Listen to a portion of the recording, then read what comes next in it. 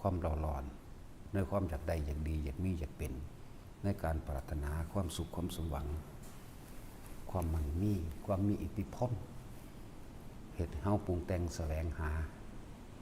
ในความอยากเป็นนั้นในความอยากเป็นนี้นั่นแหละผ้าตัวเองนั่นแหละเกิดเองบ่แม่นคนอื่นผ้าเด้ตัวเองเด้เป็นผู้ผ้าตัวเองมาเกิดเองนำตัวเองมาเกิดจึงมีการกระทำต่างๆแต่ว่าไปทั้งบุญไปทั้งบาปแต่ว่าทำบุญจังสี่ก็ว่าหวังเพื่อให้ได้นั่นเพื่อให้ได้เป็นนี่แต่ว่าบางครั้งก็มีความคิดผิดมั่งมีความคิดผิดเลื่อนว่าเหตุให้ตัวเองร้อนกระวนกระวายนั่นคือความเข้าใจผิดคิดว่าในสิ่งที่พวกเราทำมาทั้งเบิดนั่นนะเขาคิดว่าเขาเห็นถูกเขาก็เลยเวียนว่ายแต่เกิดเพราะความบ่รู้นั่นเองก็เลยว่าอวิชชาเป็นปัจจัยมันเกิดสังขารคือความคิดนึกปรุงแต่งดีมั่งเลวมั่งส่วนคำว่าดีมั่งเลวมั่งล้วนแล้วถูกคลุ้มอยู่ในความหลงนั่นแหละถูกคลุ้มอยู่ในหันก็ว่าดีของชาวโลกอาจจะมีความว่าบูชาบวงสรวงขออ่อนวอนเทพเจ้าพระเจ้ายักษ์นาคุดคนท่านพระอินทร์พระพรหมให้มาซอยให้ฝนตกถูกต้องตามฤดูกาลให้เขาดลบันดาลให้ตัวเองได้สอบได้เป็นคู่เป็นเจ้าเป็นนายเป็นสสสจให้เขามาดลบันดาลให้บ้านเมืองบ่แห้งแล้งให้เขามาดลบันดาลให้ตัวเองได้สมหวังดังใจนี่คือความหลงงมง่ายไปเบิดตั้งหลงตั้งบ่รู้เรียกว่าสองสันอวิชชาทับซ้อนอวิชชาเลยความบ่รู้ทับความบ่รู้แต่ว่าเข้าใจว่าตัวเองรู้อันนี้แหละที่ว่าความบ่รู้ทับความบ่รู้ซ้อนกันอยู่หั่นคิดว่าตัวเองรู้ว่าอินพรหมย่อมอยากสิดลบันดาลเด้เวลาเขาผู้รู้อริยสงฆ์องค์เจ้าแสดงธรรมออกมาบ่จักหยังนะว่าตำหนิติเตือนหมู่ผู้เพิ่นรู้เด้บ่ธรรมดาเด้แนวหมดนี้และความบ่รู้ซ่อนความบ่รู้ด้วยหลงเต็มที่พวกเราต้องออกจากความเชื่อทั้งหลายแล้วนี้ให้ได้ที่พระเจ้าเสด็จอุบัติขึ้นมานี่เพื่อสิมาแก้ความหลงเพื่อสิมาแก้ความบ่รู้เพื่อสิมาเปิดดวงตาให้ทุกคนเห็นความจริงบ่เห็นความจริงว่าสิ่งศักดิ์สิทธิ์ในโลกนี้บ่มีว่าสิดลบันดาลสิ่งใดให้ไผได้เลยถ้าพวกเขายังมีความเห็นจังซี่เฮาสิบ่ได้รับความจริงเฮาสิบ่ได้รับธรรมะเฮาสิบ่เห็นความจริงของตนเองเลยนั่นแหละคนที่บ่ยอมรับความจริงมันสิเห็นความจริงได้จังได๋บ่ยอมรับความจริงรับความจริงว่ารับความจริงว่าเกิดแล้วต้องแก่ต้องเจ็บต้องตายนี่คือยอมรับความจริงรับความจริงว่าสัตว์ทั้งหลายเป็นไปตามกรรมคือการกระทำของตัวเองนั่นแหละบอกผลของสุขและทุกข์ของตัวเองที่ตัวเองกระทำไม่มีสิ่งใดในโลกหรือนอกโลกที่ดลบันดาลสุขทุกข์ให้กับบุคคลผู้ใดได้นี่เขาต้องยอมรับความจริงถอนออกจากความเห็นในความเชื่อถอนออกให้ได้ที่เฮามาฝึกหัดปฏิบัตินี่บ่แม่นมาเฮ็ดเล่นๆเฮ็ดไปสังสรรค์เฮ็ดไปแบบหลอกๆลวงๆชาวโลกเขาได้มีจุดหมายเดียวคือละความเห็นทั้งเบิดละความเห็นมีจุดหมายเดียวคือแค่พระนิพพานเท่านั้นเด้บ่ได้ไปสนไผเลยในเรื่องเขาสิเว้ามาแบบใดนั่นแหละถึงว่าเฮาสิ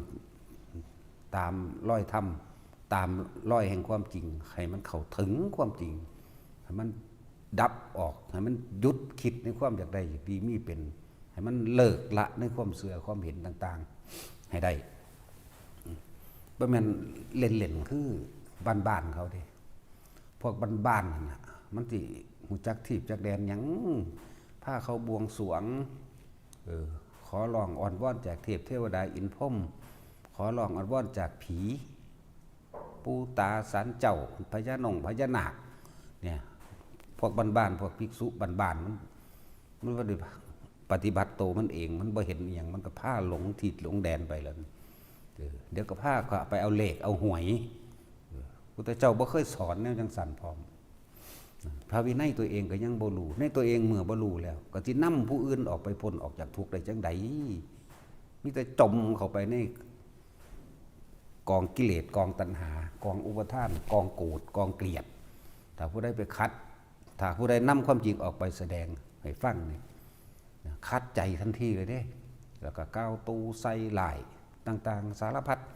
สำหรับผู้ที่ไปคัดใจเพิ่นนั้นนะที่จริงเขาไม่ได้คัดใจอริยสงฆ์องค์เจ้าผู้รู้แจ้งปฏิจจสมุปบาทเหตุปัจจัยทั้งหลายแห่งสัตว์เกิดไปแต่เกิดเขาไม่ได้คัดใจไผเลยแต่ว่าเขาเจ้าพูดไปตามความเป็นจริงสัจจังเวอมตะวาจาความจริงเป็นสิ่งไม่ตายเขาเจ้าก็แสดงความจริงหนทางแห่งความจริงสัตว์ทั้งหลายประพฤติอย่างนี้ปฏิบัติอย่างนี้คิดอย่างนี้นำตนออกจากทุกข์ได้สัตว์ทั้งหลายประพฤติอย่างนี้มีความเชื่อมีความเห็นอย่างนี้ประพฤติอย่างนี้พาให้เวียนว่ายตายเกิดเพราะอวิชชาเป็นปัจจัยบังเกิดสังขารสังขารเป็นปัจจัยบังเกิดวิญญาณวิญญาณเป็นปัจจัยเกิดนามรูปนี่เขานำเอาสิ่งนี้ไปแสดง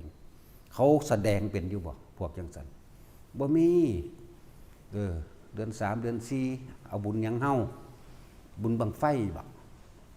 ไปพากันออกไปแห่อ้อมบ้านเอาค้นหอยข้อใส่บาทใส่ข้อค้นตีตุ้งเป้งกินเหล้าเมายาสะไส้ยายางไปตามบ้านตามเมืองแต่ว่าก็อ้างเอาผ้าเหลืองพระพุทธเจ้าเนี่ยไปหากินคนพวกนี้บ่มันสิพาคนออกจากทุกข์ใดมีแต่จมมีแต่หล่มลงไปในทุกข์ยิ่งกว่าเก่าอีกแล้วก็ยกเป็นฟักเป็นไฟขนาดพวกเดียวกันแท้ๆก็ยังอิจฉาริษยากันพวกเดียวกันแท้ๆก็ยังบ่อาจสามารถที่อภัยให้กันได้คือเอาความเห็นส่วนตัวออกมาแสดงเพื่อจะเอาชนะกันคนพวกนี้บ่สินำพาผู้ใดออกจากทุกข์ได้ว่ามันเลวร้ายจริงก็สัตว์ธรรมดาหลอกลวงโกหกกลืนกินความเชื่อยืนยินจิตวิญญาณของคนผ้าคนผิดแท้ๆมันบ่ได้ยอมรับเลยนั่นแหละมันเข้าใจว่ามันถูกแต่ทรัพย์สมบัติและเงินทองทั้งหลายซอยคนพ้นทุกข์ได้จริงพระพุทธเจ้าก็เอาให้แล้วเพราะว่าเพิ่นมีมากขุมทองทั้ง4ของพุทธเจ้าทรัพย์สมบัติต่างๆเพิ่นมีเยอะแยะแต่เพิ่นเป็นหยังคือบ่เอาให้นั่นแหละส่วนภิกษุนักบวชทั้งหลายที่พาคนหลงงมง่ายบวงสรวงเพื่อให้เกิดโชคลาภแต่งแก่สะเดาะเคราะห์เพื่อให้เกิดโชคลาภขอลองอ่อนวอนหมู่เทพหมู่พรหมเพื่อให้เกิดความอยู่ดีมีสุขเพื่อเกิดโชคลาภนี่แม่นักเข้าไปไหว้หมูไหว้หมาไหว้พญานาคไปตัวทีไหว้งูไหว้ปลานกขุดผีสางนางใหม่ยังเอามาเป็นสรณะเพราะว่าความอยากใดดีอย่างนี้เป็นบริระลึกนึกถึงความจริงเกิดแล้วต้องแก่ต้องเก็บต้องตายตัณหาและอุปทานความอยากและความยึดของตัวเองผ้าตัวเองเวียนว่ายตายเกิดเขายังพันติเสือแม้กระทั่งว่าการเวียนว่ายตายเกิดคนนี้แต่ว่าเขากบฏอยู่นั่นแหละเพราะว่าบ่ฝึกหัดบ่ปฏิบัติเลยบ่ได้ไปเห็นความละเอียดความลึกซึ้งของความคิดเจ้าของเองนั่นแหละหลักธรรมทั้งเบิดมันร่วมอยู่จิตนี่ทั้งเบิดนั่นแหละความจริงเป็นสิ่งบ่ตายสิยอมรับหรือบ่ยอมรับตัวเองก็ต้องเป็นไปคือเก่าบางคนบ่เชื่อแต่ว่าตัวให้หมู่เชื่อจริงๆแล้วก็เลยเอาความเชื่อของคนต่างๆมาหลอกลวงเพื่อให้คนทำผิดไปตามตัวเองหรือหาลาภสักการะให้แก่ตัวเองนั่นแหละจังว่าที่พวกเข้ามาปฏิบัติกันอยู่นี่บ่แม่นมาเฮ็ดเล่นๆเอาจริงๆเพื่อให้เขาถึงความจริงเพื่อให้สละทุกสิ่งทุกอย่างออกจากความหลงความผิดเพื่อให้เห็นความคิดของเจ้าของกูกำลังหลงผิดเรื่องใดกูกำลังสละใดหรือบ่ใดตัวเองกำลังยึดหยังทุกข์กับเรื่องใดกังวลเล่าร้อนกับเรื่องใดก็เรื่องทุกข์ต่างๆที่เฮ็ดให้กังวลเล่าร้อนกับความอยากได้นั่นแหละความอยากได้บ่แม่นอยากได้แต่ทรัพย์สมบัติเงินทองเลยอยากได้แม้กระทั่งความชนะในความเห็นผู้อื่นพุ่นเด้บ่ธรรมดาเด้แนวมันนั่นแหละมันจึงมีการถกเถียงขัดแย้ง จริงๆอริยสงฆ์ทั้งหลายอริยสงฆ์ได้บ่ได้ขัดแย้งกับไผแต่ว่ามันไปขัดใจกับพวกที่กำลังยึดมั่นถือมั่นไปขัดใจในความเสื่อของเขานั่นแหละถ้าเทพเทวดาอินพรหมพระเจ้าทั้งหลายโดนบันดาลตามที่ขอร้องตามที่สวดมนต์เพื่อให้เขาเห็นใจโดนบันดาลใดโลกนี้บ่มีไผถูกจากคนเท่บ่มีคนจนแล้วก็บ่มีคนเจ็บคนปวดคนป่วยแล้วก็บ่มีคนตายพร้อมผู้ใดก็ขอแบบนั้นแล้วบ่มีสงครามพร้อมไผก็บ่ต้องการสงครามไผก็บ่ต้องการเสื้อโลกบ่มีโลกบ่มีสงครามบ่มีน้ำท่วมบ่มีแผ่นดินไหวบ่มีไฟไหม้บ่มีฟ้าผ่าดีเบิดแต่มันได้จริงนั่นแหละแต่ว่ามันบ่ยอมรับความจริงมันก็เลยพากันชี้ตัวจักบ่ล่ะตัวเด่นนะตัวคนไปบวงสรวงนั่นนี่โอ้ยเฮาเว้าปางอยู่นี่ถ้ามันมีจริงมันก็มาฆ่าเฮาหั่นตัวแล้วมันบ่มีมาตรการไหนๆสิ่งเหล่านี้นั่นน่ะมันบ่โดนบันดาลหยังใดดอกว่าให้พวกเฮาให้หันเข้ามายอมรับความจริงในความคิดเห็นเจ้าของเด้อยอมรับความจริงเฮายังมีความปรารถนาเฮายังมีความอาฆาตแค้นกับไผอยู่บ่เฮายังมีความอยากได้อยากดีอยากเป็นสิ่งใดอยู่บ่ในโลกอันนี้เฮาเข้าถึงความจริงกันหรือยังความจริงว่าเกิดแล้วนี่เฮายอมรับหรือยังแก่คำว่าแก่นี่ก็คือเฮาถิ่มของเสียออกจากร่างกายอยู่ตลอดนี่เอิ้นว่าแก่ขี้มูกน้ำลายขี้ไทยหมู่นี่นั่นแหละเอิ้นว่าแก่แล้วก็ต้องเก็บบัดนี้เขายอมรับอยู่บ่ร่างกายเป็นภาชนะรองรับความเจ็บปวดทุกชนิดยอมรับหรือยังนี่ยอมรับเข้าสู่ความชราเนี่ยร่างกายกายะสังขารง่อมลงได้บัดไปบ่ได้บังคับบ่ได้เขายอมรับหรือยังว่าเป็นไปดังใจตัวเองแต่ก่อนเคยกินข้าวแซ่บๆแต่ก่อนเคยมีแขวเต็มปากแต่ก่อนเคยยำกระดูกไก่ก็ได้ยำกระดูกอ่อนต่างๆได้โดยยำกระดูกยังก็บ่ได้เขายอมรับหรือยังเขาปรับตัวเองเขากับมันได้หรือยังนั่นแหละสุดท้ายแล้วเขาก็ต้องตายนี่แม่คือความจริงไหมความจริงเป็นสิ่งบ่ตายเด้สัจจังเวอมตะวาจาเด้มีความจริงที่เขาเห็นอยู่ตลอดนั่นแหละและความจริงภายในใจว่านี่ความจริงภายในของตนเองเขาเคยคิดผิดเขาเคยพูดผิดกระทำผิดแล้วเขาก็ปรับมาให้มันอยู่ในปัจจุบันคนที่บ่เคยทำผิดบ่มีดอกการแก้ตัวใหม่หรือการเริ่มต้นใหม่ไม่สายแม้อายุ100 ปีก็บ่สายพอตัวอย่างร่วมอยู่ที่จิตแต่ยอมรับความจริงนี่ปุ๊บกลับมารู้อยู่ในปัจจุบันให้ได้ก็สามารถหลุดพ้นได้เหมือนกันต้องยอมรับความจริง เขาเคยพูดผิดหรือกล่าวตู่ใส่ร้ายบุคคลผู้ใดเอาไว้ยอมรับผิดในตัวเองละออกเสียเขาเคยโกรธเกลียดบุคคลผู้ใดแต่เขาไม่อภัยเขาเท่ากับว่าเรากำลังถือไฟเอาไว้ไหม้ตัวเองไฟนี่ใหม่เจ้าของหรือไม่ได้ใหม่ผู้อื่นเด้อภัยผู้ใดบ่เป็นเกลียดรังเกียจโกรธผูกอาฆาตเข้ากระดูกดำมันก็ใหม่เจ้าเองนั่นแหละ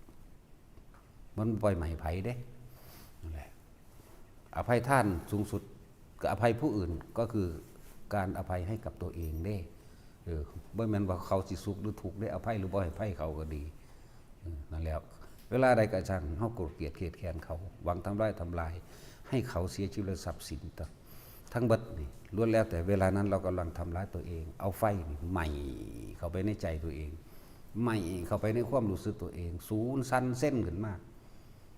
ลักษณะนั้นแหละจงยอมรับความจริงเคยกล่าวตูใส่ร้ายไผบอกใครไม่ได้ก็แต่ให้น้อมเข้ามายอมรับที่ใจตัวเองโอ้กูเคยบอกผู้นั้นผู้นี้กูเคยผิดต่อไปนี่กูจะบ่เฮ็ดนะก็จังสั่นตัวนั่นแหละนะหินะธรรมาปรัตถะวันนี้ความจริงไปได้เลยบุคคลผู้ทำผิดที่เคยมีจิตหยาบชั่วเลวสามทั้งหลายต่างๆนั่นน่ะคือต้องยอมรับตามความเป็นจริงนะหินะธรรมานี่ปรัตถะถ้าไม่ยอมรับความจริงย่อมมีคติเดียวคือ เข้าสู่นรกเท่านั้นนั่นแหละแต่ภูตวาทีนิรยังอุปติบุคคลผู้กล่าวตู่ผู้อื่นโดยถ้อยคำไม่จริงมีคติเดียวย่อมลงสู่นรกนั่นแหละจังว่าเยธรรมาวาปิแต่เฮาเว้าไปตามความเป็นจริงเฮายอมรับความจริงตามความเป็นจริงสำนึกผิดได้แล้วเนี่ยเปจาสมาภวันติเป็นผู้พ้นจากความเห็นผิดนั่นแหละเป็นผู้พ้นจากความเห็นผิดก็คือกลับที่จิตตัวเองกลับที่จิตตัวเองเบิดเด้อต้องยอมรับว่าสิ่งที่ผ่านมาเฮามีความผิดละออกเสียคำว่าบ่อภัยให้เขานั่นแหละคือการเอาไฟนะมาไหม้ตัวเองดังว่าพอเข้าต้องยอมรับความจริงในตัวเขาเองเคยทำผิดเคยทำถูกเคยทำทุกสิ่งทุกอย่างมาหลักหมายถึงว่ามาเรียบเรียงตัวเองแต่ตั้งแต่เท่าที่จำความได้ไหลมาเรื่อยจนเท่าถึงปัจจุบันต่อไปนี้จะไม่ทำละออกก็นั่นแหละถ้าเขาสิแก้กรรมเก่าบ่ได้ไปแก้โดยการสะเดาะเคราะห์บ่ได้ไปแก้โดยการบวงสรวงอย่าคิดถึงเรื่องเก่าๆอย่าเอาเรื่องเก่าขึ้นมาคิดมาใครมาควรพยายามอยู่รู้ในปัจจุบันลมหายใจนั่นแหละปัจจุบันลมหายใจนั่นแหละสติลมหายใจนั่นแหละสัพพชัญญะรู้สึกตัวทั่วพร้อมทุกขณะเทวดามารพรหมทั้งหลายไม่อาจสามารถทำอันตรายเราได้เพราะทุกอย่างมันมาจากความคิดอยากว่าล่ะสุขก็เข้าใจว่าเจ้าของคิดถูกก็ยิ้มแย้มทุกข์เพราะว่าบ่ได้ตั้งใจก็เกิดจากความคิดที่เจ้าของคิดขึ้นมานั่นแหละที่ไม่สุขไม่ทุกข์ก็คือบ่คิดบ่นึกบ่หวังบ่ปรารถนาแต่ว่ารู้อยู่ซื่อๆในลมหายใจเฮานี่เองเน้นย้ำมาตลอดเลยเกี่ยวกับลมหายใจนี่มันเป็นบันไดมันเป็นทางเฮ็ดไปเถอะผู้ใดรู้อยู่กับลมหายใจแน่นิ่งไปตลอดนั่นแหละเหนือลมหายใจไปอีกก็มีว่างอย่างยิ่งตัวนี้เหนือลมหายใจปฏิบัติเหมือนบ่ปฏิบัติถ้าสิแค่กำหนดรู้เห็นร่างกายหายใจนี่ได้ทั้งนั้นนั่นแหละมันจะเป็นของมันเองอย่าเพิ่งเอายอดแต่ทุกคนตัวนี้จับลมจับอุณาโลมจับความรู้สึกในกายเอาไว้เพื่อเฮาสิบ่ไหลไปตามอดีตเฮาต้องละอดีตเฮาต้องละสัญญาละสัญญาก็คือการไม่นำเรื่องเก่าๆเข้ามาคิดเมื่อบ่คิดถึงเรื่องเก่าๆเวทนาพอใจหรือไม่ใจเกิดขึ้นมาได้พบดับเป็นนิพพานนั่นแหละเพราะ